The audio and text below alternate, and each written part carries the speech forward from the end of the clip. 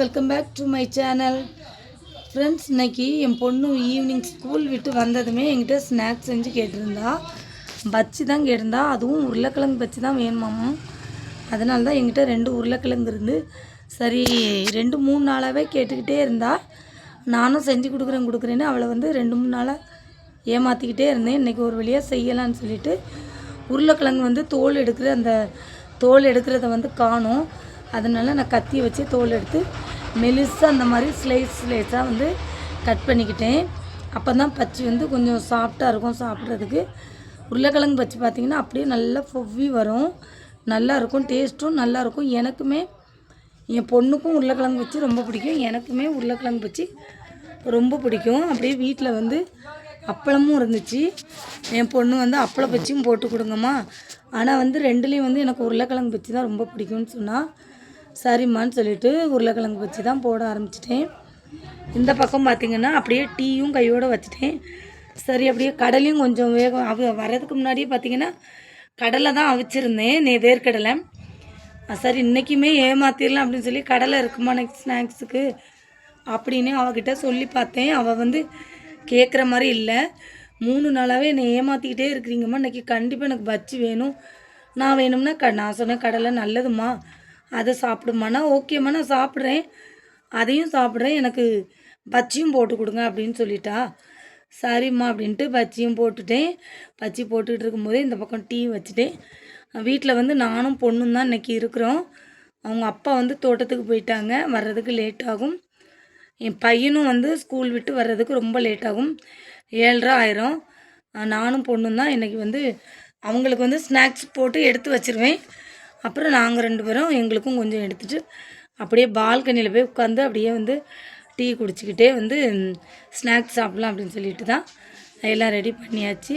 Ready பண்ணிவிட்டோம். காப்பியும் வடிகட்டி கையோட பச்சி வேர்க்கடலையுமே சேர்த்து எடுத்துகிட்டு அப்படியே பால்கனிக்கு மேலே மொட்டை மாடிக்கு கிளம்பிட்டோம். பால்கனியில் இருந்த ஸ்நாக்ஸு காஃபிலாம் முன்னாடி அடிக்கடி பால்கனியில் தான் உட்காந்து குடிச்சிட்ருப்போம். இப்போல்லாம் ரொம்ப நாள் ஆச்சு, ரொம்ப கேப் ஆகிடுச்சு பால்கனிக்கு போய். ஏன்னா நான் இப்போல்லாம் அடிக்கடி டீ குடிக்கிறதே இல்லை. டீ குடித்து ரொம்ப நாள் ஆகிடுச்சு. டீ காஃபி இதெல்லாம் ரொம்ப கம்மி பண்ணிட்டேன். அதுக்கு பதிலாக காலையிலே இப்போ டீ குடிக்கிறதுக்கு பதிலாக கேழ்வரகு கூழ், அதுக்கப்புறம் உளுந்தங்கஞ்சினா உளுந்தங்கஞ்சி 2-3 விதமாக வைக்கலாம். அதில் சண்டே அரிசி பாதி உளுந்தெல்லாம் போட்டு கஞ்சியாக வைப்பேன். இது உளுந்தை வறுத்து அதை பவுட்ரு பண்ணி அந்த மாதிரி இந்த பாயாசம் மாதிரியும் ரெடி பண்ணி குடிக்கலாம். தேங்காய் பூ ஏலக்காயெல்லாம் தட்டி போட்டு, அப்படி இல்லைன்னா உப்பு போட்டும் கஞ்சி மாதிரி காய்ச்சி குடிப்பேன். அதுவும் அந்த மாதிரி எனக்கு டீ குடிக்கணும்னு ஆசை வரும்போது அந்த மாதிரி உடம்புக்கு நல்லதாக ஹெல்த்தியானதாக பார்த்து நான் குடிக்க ஆரம்பிச்சிட்டேன் இப்போல்லாம். அதனால தான் இந்த டீ காஃபி இதெல்லாம் கம்மி பண்ணிக்கிட்டேன். அப்புறம் பார்த்திங்கன்னா இதுதான் நம்ம மொட்டை மாடியோட சுற்றி நம்ம வீட்டு முன்னாடியே ஒரு கோயில் இருக்குது.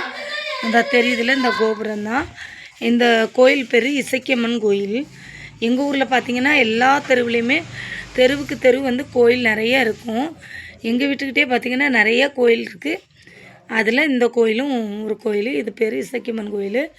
சுற்றி ரோடு தான். நம்ம வீட்டு முன்னாடியே பார்த்திங்கன்னா ரோடு தான் இருக்குது. ஒரே சத்தமாக தான் இருக்கும். கொஞ்சம் ஸ்க்ரீன் போட்டால் நல்லாயிருக்கும்னு சொல்லிவிட்டு நான் 3 சைடும் பார்த்திங்கன்னா சுற்றி ஸ்க்ரீன் அடிச்சிட்டேன். கொஞ்சம் மூடிக்கிடலாம். ஏன்னா எப்போவுமே நமக்கு சுற்றி ஆள் நடமாட்டம் இருந்துக்கிட்டே இருக்கும். வேடிக்கை பார்க்குறதுக்கு நல்லா தான் இருக்கும், ஆனால் ஒரு சில டைம் கம்ஃபர்டபுளாக இருக்காது. அதனால தான் ஸ்க்ரீன் அடிச்சிடலான்னு சொல்லி அடித்தேன். ஃபஸ்ட்டு கண்ணாடி கிளாஸ் மாதிரி போடலான்னு தான் ஐடியா போட்டிருந்தோம்.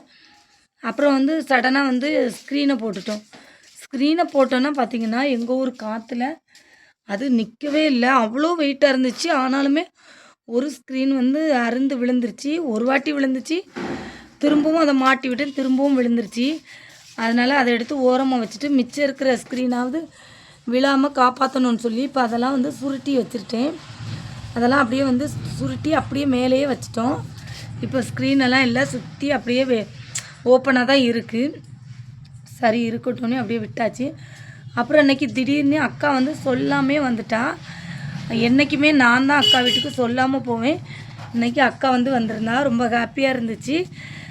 கரெக்டாக வந்து ஸ்நாக்ஸ் டைமு நல்ல வேலை. அவளுக்காக தனியாக டீ காஃபிலாம் போட வேண்டிய வேலை இல்லை. நான் கீழேயே போகலை, மேலே வந்து வந்ததும் அக்கா வந்து கடலை தான் சாப்பிட்றேன்னு சொன்னால் அவளுக்கு கடலை தான் கொடுத்துட்டு அதுக்கப்புறம் என் பொண்ணை போய் பொண்ணும் டீ குடிக்க மாட்டாள். அதனால் அவளுக்கு உள்ள டீ வந்து இருந்துச்சு. அதனால் சில டைம் போஸ்ட் பண்ணி குடிக்க வைப்பேன். இன்றைக்கி வந்து அவள் வேண்டான்னு சொல்லிட்டு இருந்தா. கரெக்டாக அக்கா வந்ததுனால சரி இந்த டீயை போய் சூடு பண்ணிவிட்டு வாம்மா பெரியம்மாவுக்குன்னு சொன்னேன். அவளும் சூடு பண்ணிவிட்டு வந்துட்டா.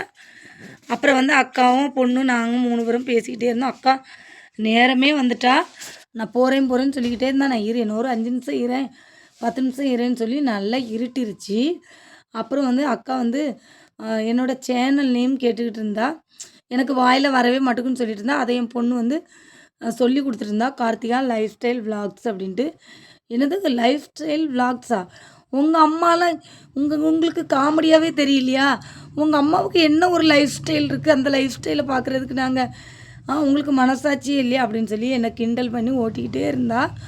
ஒரே சிரிப்பு, 3 பேரும் உட்காந்து ஒரே காமெடி தான், சிரிச்சுக்கிட்டே இருந்தா. அப்புறம் ஒரு டைமில் பார்த்திங்கன்னா நான் அவளை உட்காருன்னு சொல்லி ஏமாற்றிக்கிட்டே இருந்தேன். ஒரு டைமில் அவள் வந்து கத்த ஆரம்பிச்சிட்டா. நான் போகிறேம்மா, எனக்கு டைம் ஆச்சு, என்னை விடு அப்படின்னு சொல்லிட்டு இறங்கி கிளம்பிட்டா. சரிம்மா டைமும் ஆச்சு, நல்லா இருட்டிச்சு. அக்கா வரும்போது நல்லா வெளிச்சமாக இருந்து சாயந்தரம் வந்தால் 5 மணிக்கு. இப்போ பார்த்திங்கன்னா நல்லா இருட்டிருச்சு. சரி போயிட்டு வா, இங்கேயே படு அப்படின்னு சொன்னேன். அவள் கேட்கல. வீட்டுக்கு போயிட்டு வரேன், எல்லாம் போட்டபடியாக இருந்துச்சு, நான் கிளம்புறேன் அப்படின்னு சொல்லிட்டு அக்காவும் கிளம்பிட்டா. சரி பார்த்து போயிட்டு வான்னு சொல்லிட்டு நானும் வழி அனுப்பி வச்சேன். அக்கா பையன் வந்து மேலே வரவே இல்லை. அவனுக்கு ஒரு ஃபோன் இருந்தால் போதும், அவன் கீழே இருந்துருவான். இப்போ அக்கா கிளம்பிட்டா. அக்காவை தான் வழி அனுப்பிட்டுருக்கேன். வீடியோ பிடிச்சிருந்தால் மறக்காமல் லைக் பண்ணுங்கள். நெக்ஸ்ட் வந்து இன்னொரு வீடியோவில் சந்திக்கிறேன். அது வரைக்கும் பாய்.